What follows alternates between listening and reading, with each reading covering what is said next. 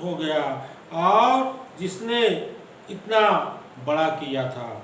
वह बालक प्रतिमा गुरु भक्ति के सहारे अपने गुरु महाराज के प्रमुख विश्वास पात्र हो गया और अपने गुरु का एक खास शिष्य बन गया यह बालक। और जिस प्रकार बाबा शिरडी में जौहर अली को अपना गुरु बनाए थे और बाबा उसके शिष्य थे, मगर आप चरित्र में देखे होंगे कि जौहर अली के हर आदेश निर्देशों को बाबा ताहे दिल से पूरा करते थे। उसी प्रकार श्री साईं बाबा को अत्यंत प्रिय हो गए और एक सुख की अनुभूति उन्हें प्राप्त हुई। सन 1854 ठीक दोपहर के 2 गुरु और शिष्य सन 1854 को गुरु और शिष्य दोपहर के 2 किसी घने वन में गए और उस वन में 2-4 महीने तक वापस नहीं लौटे।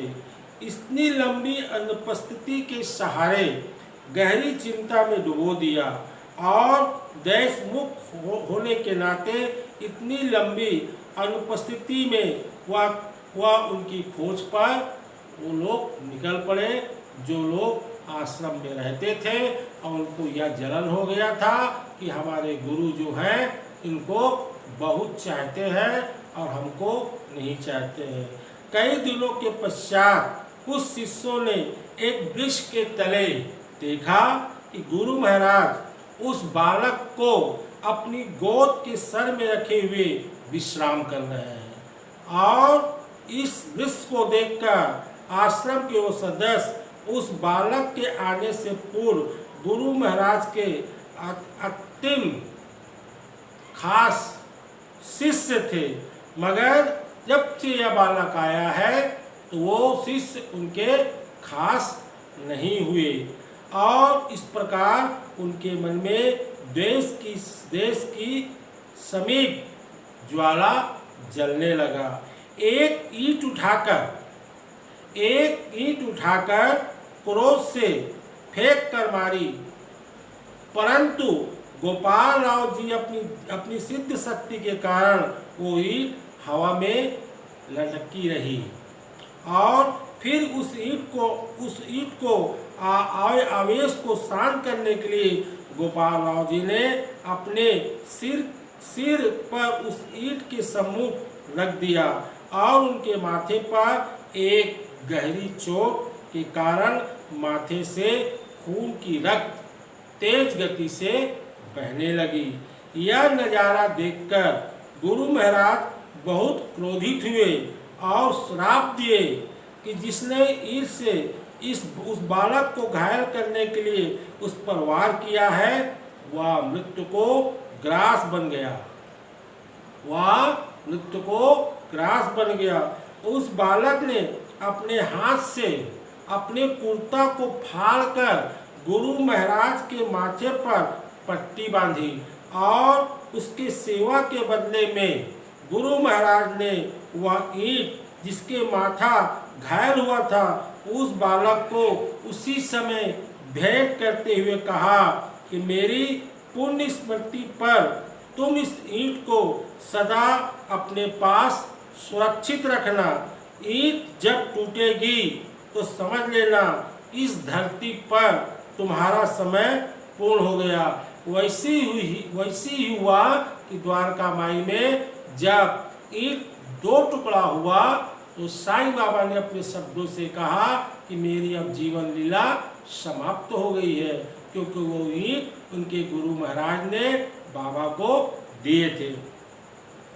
अपने गुरु के माथे पर निरंतर बहती हुई रक्त को देखकर वह बालक फूट कर रोने लगा।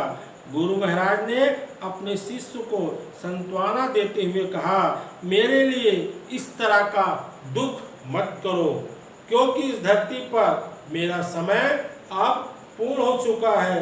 बस मेरे पास कुछ ही समय बाकी है, जीवन शेष बाकी है।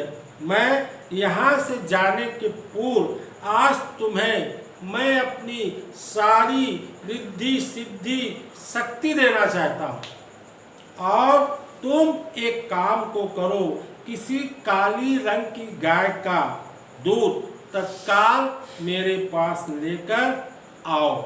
तब गुरु की आज्ञा पाते हुए यह बालक भागता हुआ निचली ढाल पर चढ़ती हुई गांव के झुंड में निकट गया। उसने ग्वालों से गांव को झुंड में मौजूद काली गाय का दूध देने की प्रार्थना की, किंतु जब ग्वाला ने उसे बताया उसके झुंड में काले रंग की गाय एक है और वह गाय अभाग्यवश बाज है, तो वह बालक अत्यंत हताश हो गया।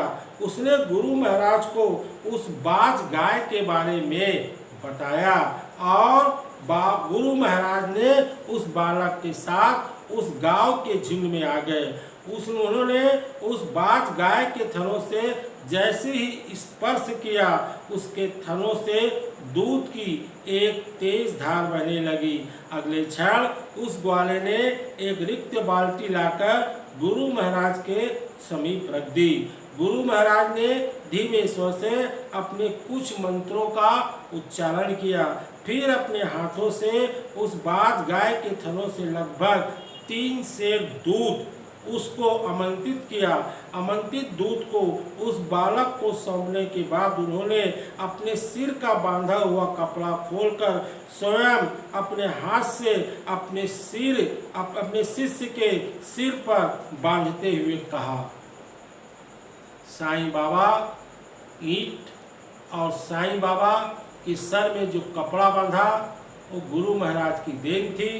इस प्रकार बांधते हुए गुरु महाराज ने कहा, मेरे प्रिय मानस शिष्य, आज मैं अपने इस नवीन जन्म में भी अपनी संपूर्ण देवी शक्ति तुम्हें सहज सौंप दी। पवित्र श्लोक मंत्रों के द्वारा आमंत्रित करके 3 सेर दूध पवित्र मेरे कर्म भक्ति और ज्ञान का स्वरूप है। इस पवित्र दूध को पीते ही तुम्हें ब्रह्म ज्ञान की संपूर्ण सिद्धि प्राप्त हो जाएगी। आप आगे आपको बताया जाएगा कि यह बालक क्या चमत्कार शुरू किया और क्या चमत्कार को प्राप्त किया। आज इस साई सरिता के पहले अध्याय पर आपको यही बताना चाहता हूँ कि कल आने वाला जो लाइफ रहेगा इतना गदगद लाइफ रहेगा, इसकी कथा जो भक्त कल सुनेगा ये समझ लेना कि उसके जीवन में चमत्कार होगा और उसका हर बिगड़ा काम पूरा हो जाएगा। साईं जीवन माला में साईं बाबा सेवा आश्रम के विकास के लिए आप साईं धाम में 1 रुपये का दक्षिणा प्रदान करिए। ओम साई राम, ओम साई राम, ओम साई राम।